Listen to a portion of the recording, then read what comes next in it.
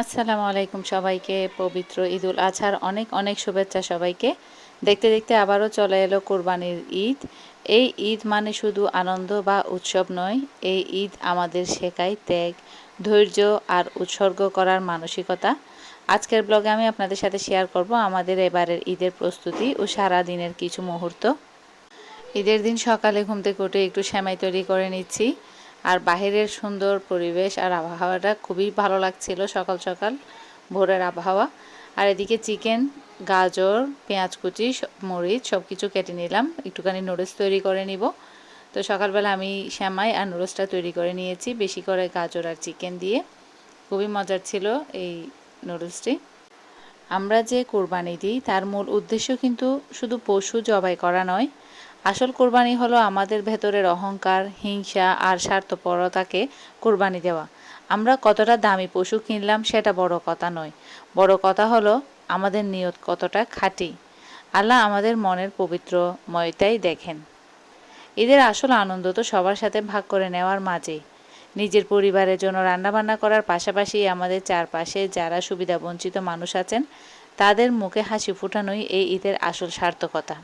কোরবানির প্রথম গোস্ত চলে এসেছে বাসায়, মানে ফাতিহার গোস্ত। ফাতিহার গোস্তটা রান্নার জন্য আমি এখানে এখন সব কিছু মরিচ মশলা সব দিয়ে ভালো করে মেখে নিচ্ছি।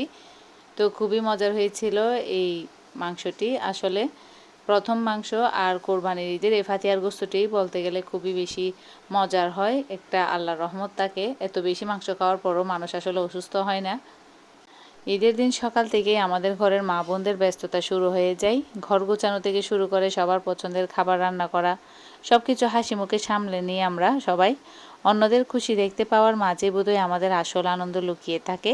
এই ব্যস্ততার মাঝেও সবার মুখে যখন তৃপ্তির হাসি দেখি তখন সব ক্লান্তি নিমিষেই দূর হয়ে যায়।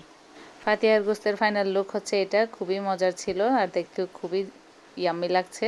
এখানে গরুর পায়ের খুঁটিগুলোতে গরম পানি দিয়ে এটাকে পরিষ্কার করে নেওয়া হবে। তো এক পাশে খুঁটি পরিষ্কারের কাজ চলছে আর এক পাশে এখানে ভাগ বন্টনের কাজ চলছে। সবগুলো ভাগ করে নেওয়া হলে সবাইকে যার যার ভাগ বুঝিয়ে দেওয়া হবে। আর এখানে আমি দ্বিতীয় হাঁড়ি রান্না করে নিলাম মাংস।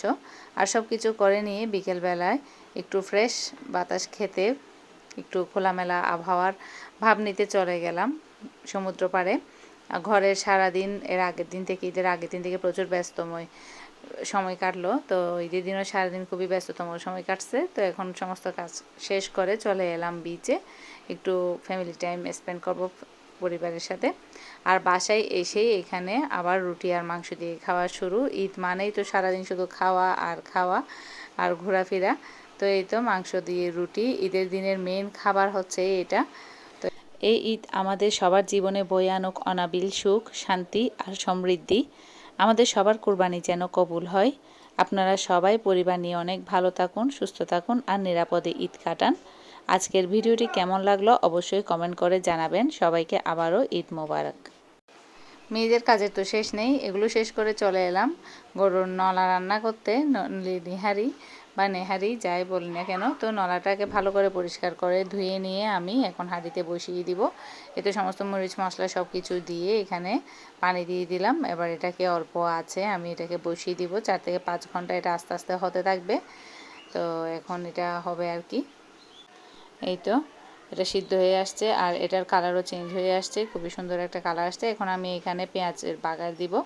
এই তো পেঁয়াজ বেরেস্তা করে তেলটা এখানে দিয়ে দিলাম।